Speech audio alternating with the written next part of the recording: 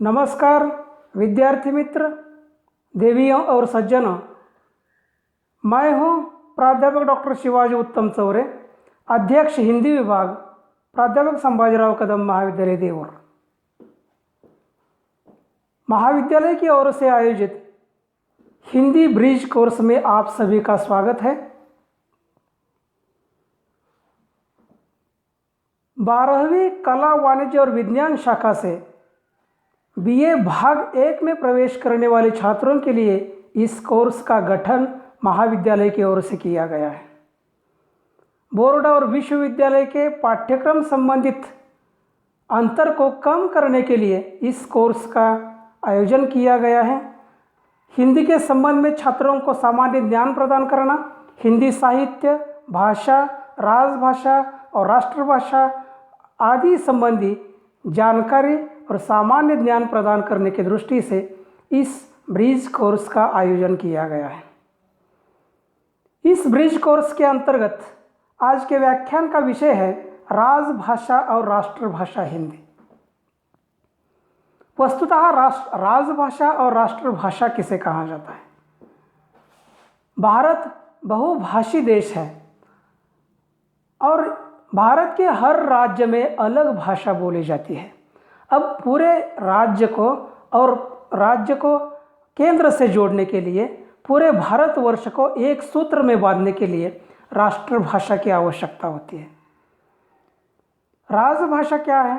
राजकीय कामकाज में प्रयुक्त होने वाली जो भाषा होती है उसे राजभाषा कहा जाता है। जैसे 15वीं शताब्दी में हमारे यहाँ इस्लामी आक्रेताओं ने आक्रमण किया और इस भूभाग को अपनाया, तब उस काल में यहाँ की भाषा फारसी भाषा थी।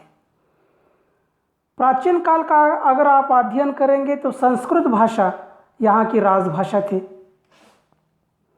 अंग्रेज आए तो अंग्रेज़ों ने अंग्रेजी को यहाँ की राजभाषा बनाया। लेकिन स्वाधीनता प्राप्ति के बाद, स्वतंत्र गणराज्य बनने के बाद हिंदी को राजभाषा और राष्ट्रभाषा का दर्जा प्राप्त हुआ। 1911 की जनगणना के अनुसार और 1961 की जनगणना के अनुसार भाषाओं का जिक्र करें तो 1961 की जनगणना के अनुसार भारत में 1200 भाषाएं बोली जाती थी। 2011 की जनगणना के अनुसार ये जो संख्या है वह 1800 तक पहुंच गई। और ये इन सभी भाषाओं को, स्थानीय भाषाओं को, भाषा भाषियों को केंद्र से जोड़ने के लिए, देश से जोड़ने के लिए एक प्रधान भाषा की आवश्यकता थी और वह स्थान सिर्फ हिंदी ही ले सकती थी, क्योंकि स्वाधीनता पूर्व से और स्वाधीनता के बाद में भी देश का नेतृत्व करने का कार्य हिंदी ने किया है। इसलिए हिंदी को ही यह दर्जा प्राप्त है और इसके लिए संविधान की 343 धारा के अंतर्गत राजभाषा हिंदी के संबंध में कुछ प्रावधान निर्धारित किए गए। 343 की धारा के अनुसार देवनागरी लिपि में लिखित खड़ी बोली हिंदी ही भारत की या जनसंघ की राजभाषा है। लेकिन वो उस काल में यह भी निर्णय लिया गया था कि 1965 तक हिंदी के साथ साथ अंग्रेजी भी राजभाषा के रूप में बनी रहेगी और राजकीय कामकाज की भाषा जो है वो मुख्य भाषा होने के कारण उसे ही राष्ट्रभाषा का भी दर्जा प्राप्त हुआ।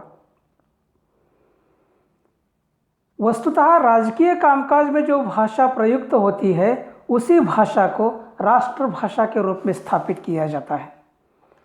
14 सितंबर 1949 को हिंदी को राजभाषा का दर्जा प्राप्त हुआ। अब हिंदी संविधान में है, हिंदी कोर्ट में है, हिंदी प्रशासकीय कामकाज में है, हिंदी बैंक में है, शासन की सभी गतिविधियों में हिंदी चलती है। और हिंदी इसी कारण सभी हिंदी के सभी देश के केंद्र द्वारा जो गैजेट निकाले जाते हैं, राजपत्र निकाले जाते हैं, अधिसूचनाएं जारी की जाती हैं, सूचनाएं प्रदान की जाती हैं, अधिसूचनाएं प्रदान की जाती हैं, वह सभी अधिसूचनाएं हिंदी में प्रयुक्त होती है। साथ में यह भी प्रावधान है कि प्रांतीय भाषाओं में भी उसका अनुवाद हो, ये भी हो रहा है, लेकिन प्रधान रूप से जो भाषा है वह भाषा हिंदी ही है। और हिंदी कौन सी हिंदी है? हिंदी के कई रूप हैं। हिंदी के 22 रूप थे 2011 तक, वे 28 हो गए हैं। जैसे डोगरी, गढ़वाली, भोजपुरी, मेवाड़ी, मारवाड़ी और भी कई बोलियां हैं। कुल 28 बोलियों का जिक्र किया जाता है हिंदी के अंतर्गत। लेकिन इसमें जो राजभाषा और राष्ट्रभाषा के रूप में प्रयुक्त हो रही है वह खड़ी बोली हिंदी है, जिसकी लिपि देवनागरी लिपि है। देवनागरी लिपि में लिखित हिंदी ही देश की राजभाषा और राष्ट्रभाषा है। यह महत्वपूर्ण तथ्य है इस ब्रिज कोर्स का।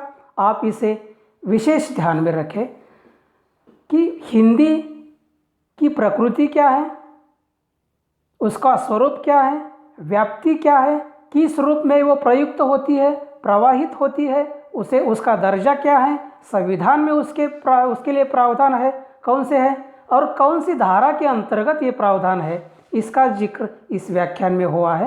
राष्ट्रभाषा और राजभाषा के अंतर्गत इतना बीए भाग 1 के छात्रों के लिए सामान्य ज्ञान प्रदान करने की दृष्टि से इतना विवेचन काफ़ी है। धन्यवाद।